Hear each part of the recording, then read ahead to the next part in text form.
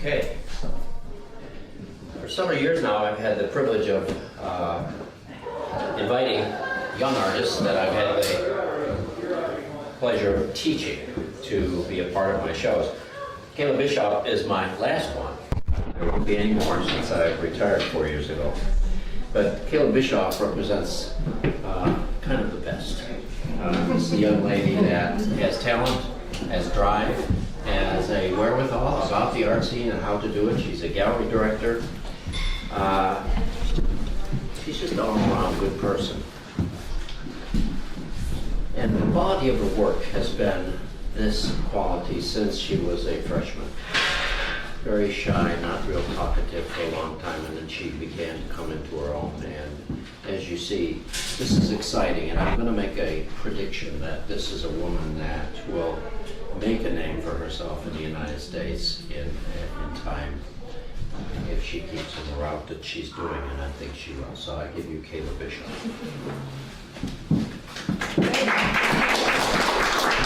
Thank you. Thank you all for being here today, and thank you, Bob, for that lovely introduction. I feel honored to have had the privilege of being his student. So, my name is Kayla. I'm an acrylic painter, working in figurative abstraction, as you can see. And the way I approach art is a balancing act of intuitive expression and conscious decision making. I try to listen to what the painting wants and where it wants to go, building a chaotic surface and then trying to sort it out, bringing things forward and pushing things back, just trying to achieve harmony while maintaining some sort of visual tension. So I've been painting for the last 10 years or so. My work has evolved since then. I've learned a lot about the importance of taking risks and trying not to worry about messing up. As a high school art student, I was fortunate enough to have the opportunity to participate in after-school art classes with LVA's CFAC program that I'm sure many of you are familiar with. And one year, my instructor had a liberating art-making philosophy that focused on painting without hesitation, without fear. As we painted the live model in the room, he would walk around shouting these mantras, "Let yourself go, let yourself be free." And to further emphasize his point, if he saw you tightening up or hesitating in your work, he would grab a tube of yellow paint, squirt it on your painting and tell you to fix it and walk away. Just imagine. Yeah. So while some in our class were understandably upset by that, I actually felt liberated to paint more freely because my work was no longer too precious and I could paint without fear of messing up. Because I knew that I could just paint over it or start over. This is a lesson that I've carried with me in my current studio practice since then. So my process, I sometimes start with preliminary sketches, but I usually just jump right into the painting and doodle with the paint directly onto the canvas to get down the first layer. And I typically have a few works going at once, so I can put down a layer, hop over to the next painting, do another layer while that one's drying. If I'm working on a painting and it feels too forced or too hesitant, I can feel myself hesitating in it. I just do what my instructor did and take a page out of his book and try to make a drastic change to the work, like painting a big blob of color or doodling more figures over top of what I've been working on. This is always satisfying and a little cathartic, as I feel like it brings life and new possibility back into the work. I feel like I can continue with fresh eyes as I react to the rash decision I just made. With that being said, I never start over completely. I never gesso over work completely. I feel like it's important for me to see bits of the painting's previous life kind of peeking through all the layers, and reminds me of the journey that I've been on with that painting. So when I start a work, I never know what it's going to look like in the end. And I typically create the painting first, and then try to come up with a fitting title that I feel like captures my thought processes. But more recently, I decided to challenge myself to choose a title first to be the driving force of the painting. And an example of that in this show, right behind you guys here, this triptych, Hemming and Hawing. Keeping that title in mind, I drew figures shrugging their shoulders or waving their arms in the air with frustration. I tried to brainstorm body language that might help illustrate this phrase. And while my work is figurative, I've been growing more and more abstract. I say that is the most recent work in this series. So you can kind of see the progression of where it's been and where it's gone, and where I'm going to continue to go after that. But I'm drawn to the sense of mystery and subtlety in abstract art. I think being an artist is about self-reflection, while also understanding your artistic voice in a greater context. I think making art is to enter the creative conversation of what it means to be a person. Making art is, or actually, while studying at Bellarmine, one of my minors is in psychology, and the subject continues to inform my work, both exploring my own psyche, as well as studying the social psychology of people as a group. The characters in my work are not only personified manifestations of individual thoughts and feelings, but they also echo the hustle and bustle of the outside world, and more recently the noise of the online world. Especially on social media, I feel like everyone, including myself, is just shouting into this void, seeking validation and hoping to be heard.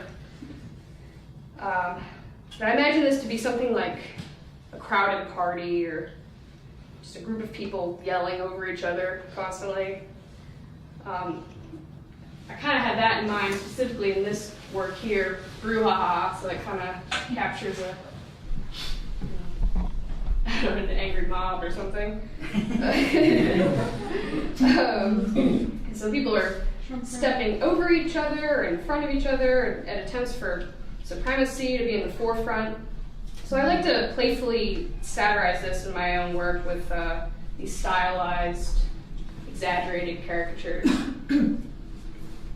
So the show's title, you may have seen my art statement on the wall there, is Jubilation, Vexation, which refers to life's joys and woes.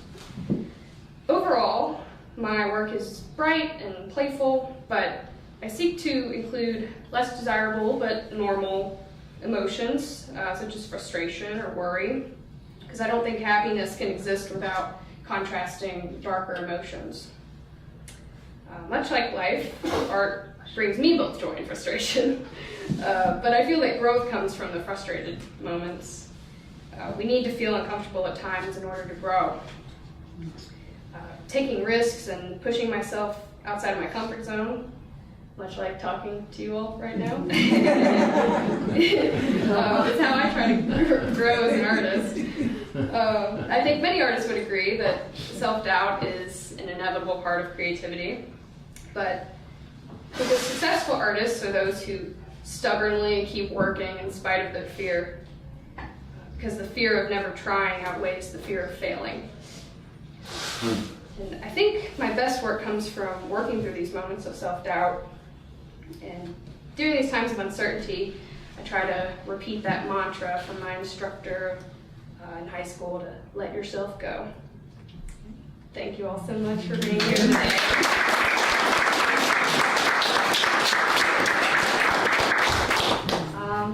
If anyone has any questions, I'd be happy to answer some. and we'll listen to Bob's talk. Which gallery are you over? Didn't Bob say that you have a gallery?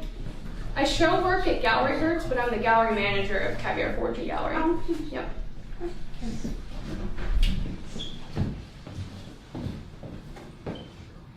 Nope. Taught us all ahead. I like Go ahead. I like the tension between the surface design and the depth that you have, and that is a real dialogue in my opinion.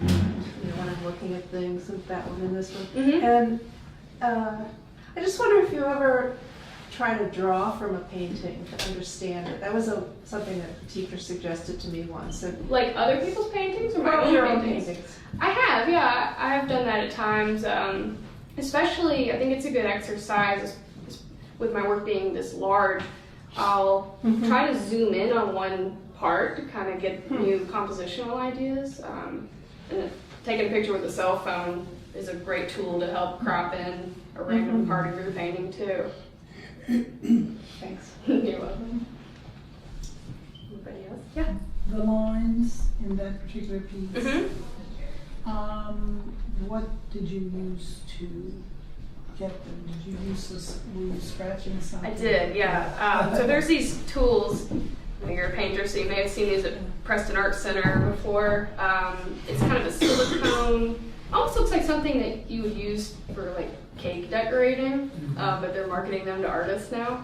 And it's got these little grooves, these little teeth on it that you can drag through the paint to create these textures. And that one probably has the most, but you can see it in like, the border of this piece as well. Oh, yeah. That same scratching the paint off texture. Are they the rubber palette knives? Yeah, they're like rubber silicone or something. They come on a stick or one that you can just hold in your hand. Yeah. Do you add a retarder to your paint to keep it from drying so you No. can do that? I actually, I just work quickly. I try to work fast because it does start to dry on you. But I've experimented a little bit with the open acrylics too, and that helps because I don't know if you've heard of those, but open acrylics are a line that they've come out with in the last few years where they don't dry as quickly. They dry faster than oils, but slower than regular heavy body acrylics.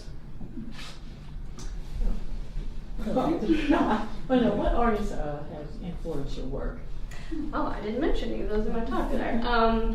Dubuffet is a big influence in my work, and Keith Haring. Elizabeth Murray, probably my favorite. Yeah, those three are the big ones. But, yeah. Any other questions? All right, thank you all so much.